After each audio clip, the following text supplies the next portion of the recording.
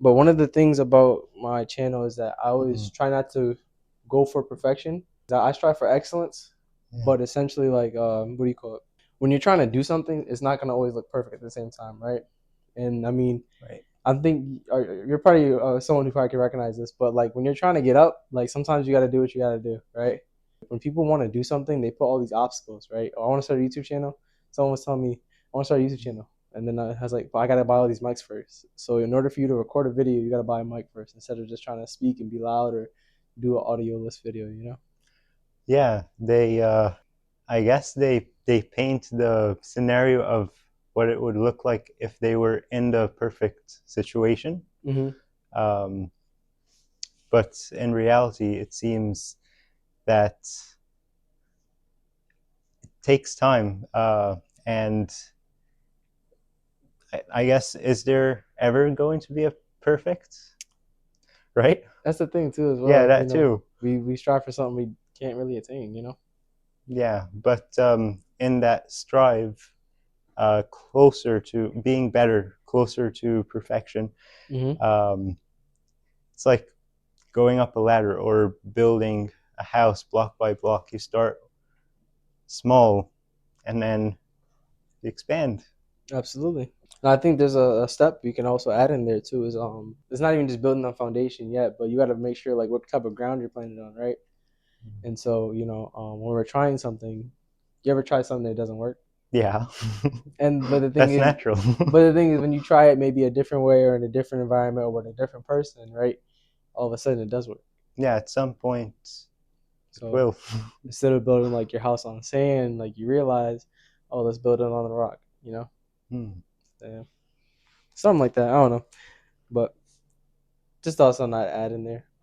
So yeah. But hey, man, as you guys know, this is really informal. But as you guys know, this is one of the After Hours podcasts. We have a unexpected guest here, unplanned, totally unplanned. We just decided to pull out the camera, start recording though. But we have. I'm gonna let him introduce himself. I'm not gonna take Hi his thunder. everyone, my name is Ali. I'm Malachi's schoolmate, and we're friends too, right? Yeah. Of course, let him know, bro. Like, not just school, man, bro. But nah, we did meet through. We met through SGA, Yes, which is student actually government. what we're here today. Yeah, we're on our retreat. We're on a retreat, yeah. And so Ali is always someone I actually have a lot of conversations with. Sometimes in the office or whatnot. And I don't know, we just typically have good conversations. So yeah, Yes, very very interesting conversations, multifaceted. absolutely, yeah, yeah. But I don't know, Ali, pick a topic, man. What do you want to talk about? Not really. What do you want to talk about? What's something that interests you, like that you feel like you probably want to discuss with me, pick my brain on, or I don't know, you'd want to. You've been thinking about, That's a great question. Yeah. Don't feel pressured by the camera to perform. I mean, Yeah. it's just let it flow naturally, bro. Doing this, that. I know you've been focusing on more the career. Yes. Yeah. That's a Yes. good topic. That's actually a great topic. Like instead of while you're in school, instead of like trying to do so much, you actually like you're not going to be really attending to a higher role in SGA. Yeah, it's about balance, and it seems that plans.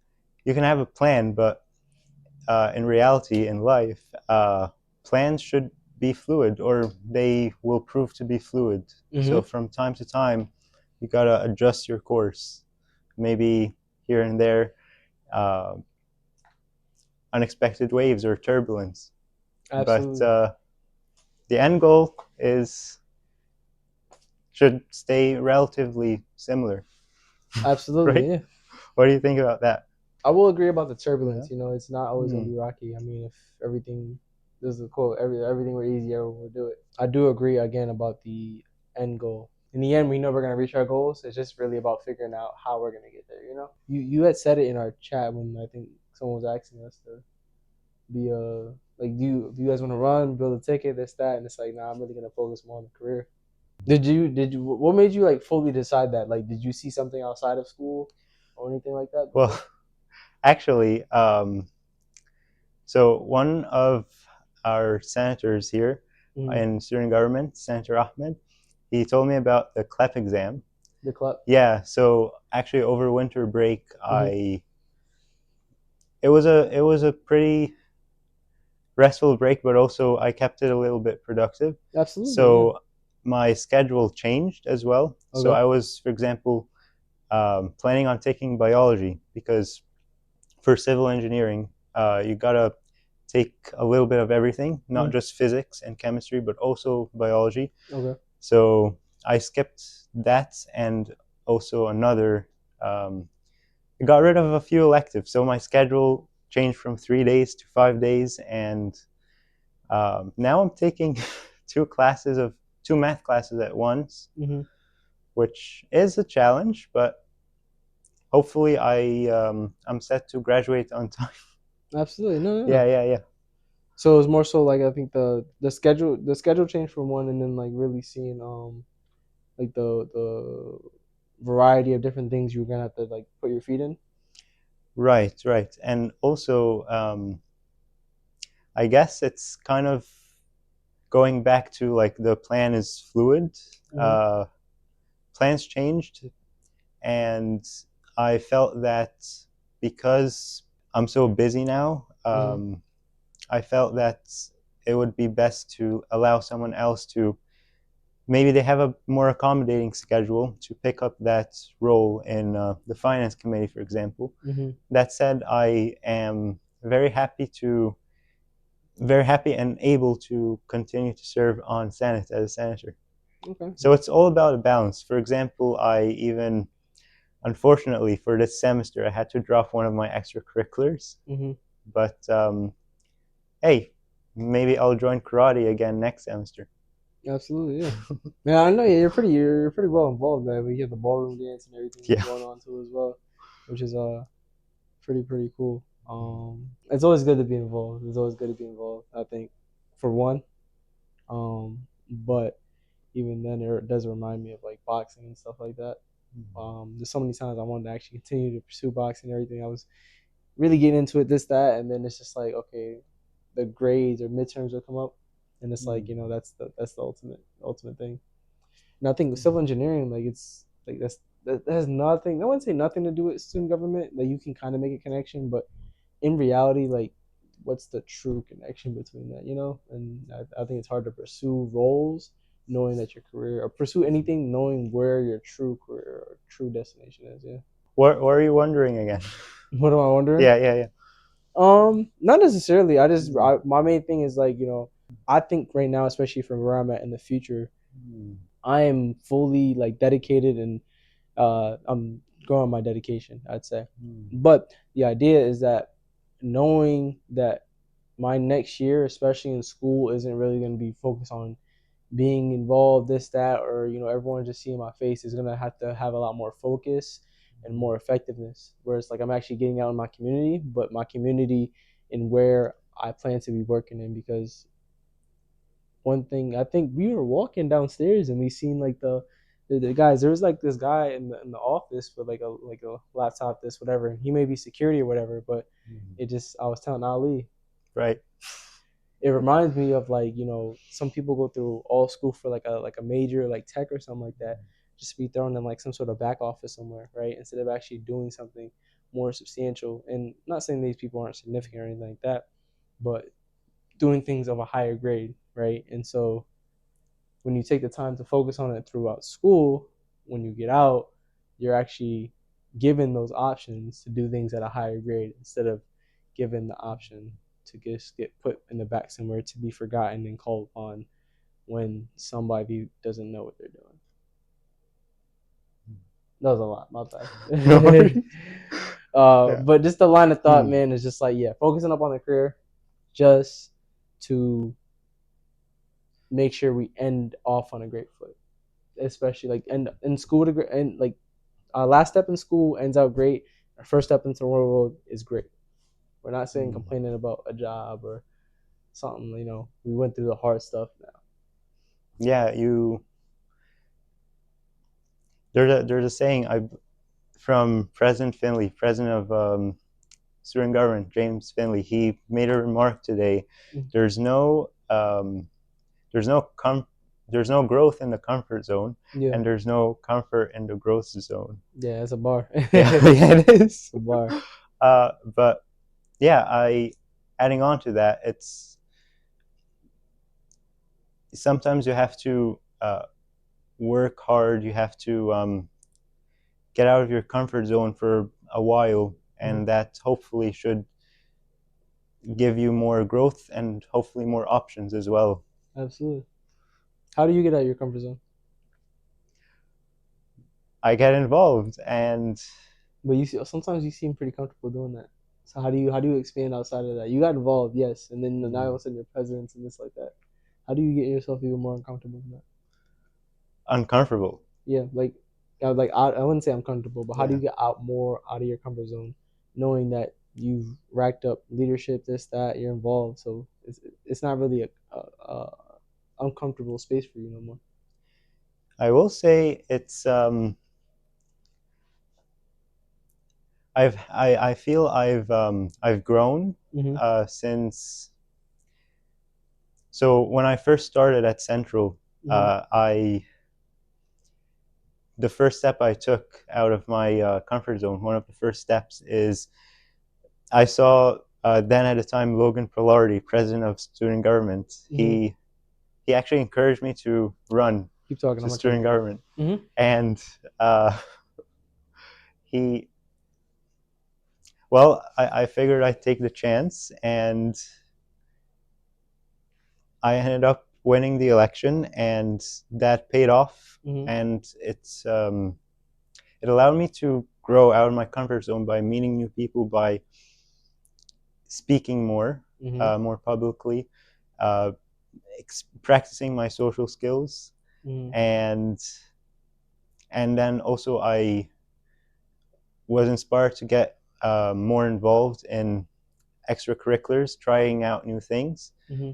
meeting even more new people, Mm-hmm. and yes, that is. Yes, I am here now as a senator on student government. I am involved in ballroom dance club, for example. Mm-hmm. But it's always a fresh adventure to go out and meet someone new. Mm-hmm. Never gets old. And hey, I still get nervous sometimes giving a presentation, but Yeah. it seems there's a there's something I've heard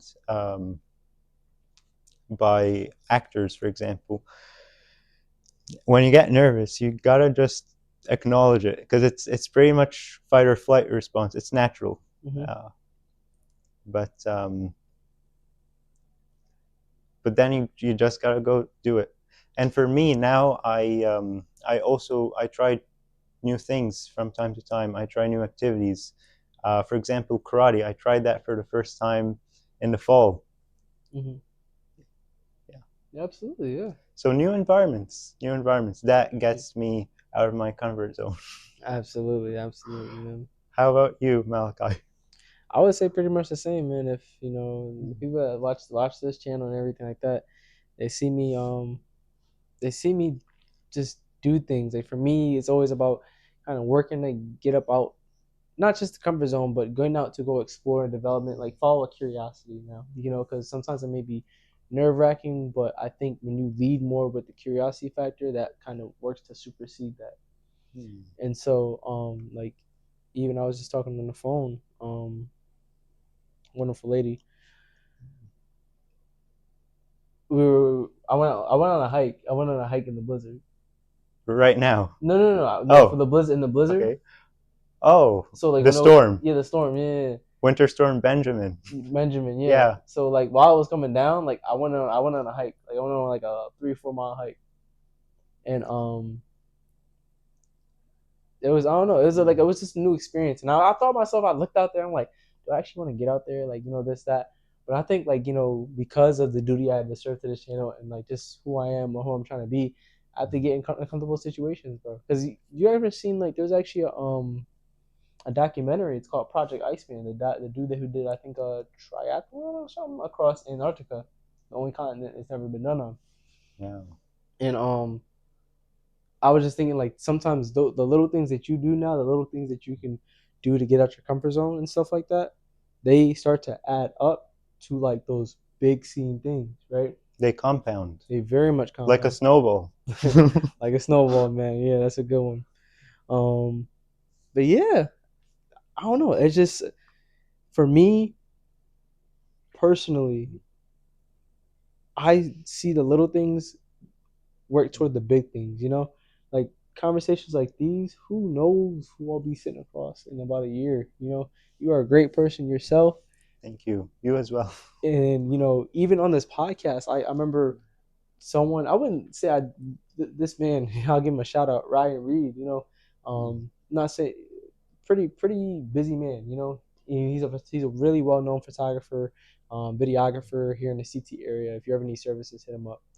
But essentially, he was someone I saw like as very legitimate, and so like actually someone who's actually out here doing something as well. And for me to actually sit down and have a conversation with him, that was something that was big for me because it was like, oh wow, I can actually get someone who's doing big things to actually come sit down, but it also comes from you doing things yourself as well. And so Thank you. Thank you. yeah, um, one of the I think the last topic we get in before we get tossed Okay. last time is the idea of you doing what you got to do, or you doing that sort of you just doing things, right? You doing things helps to attract more people who are doing things, because I wouldn't say I think of life as a funneling system, but essentially as you start to go out and just, I don't know, pursue whatever art, right? You start to meet people in that said field or something like that, and then all of a sudden y'all work to collaborate.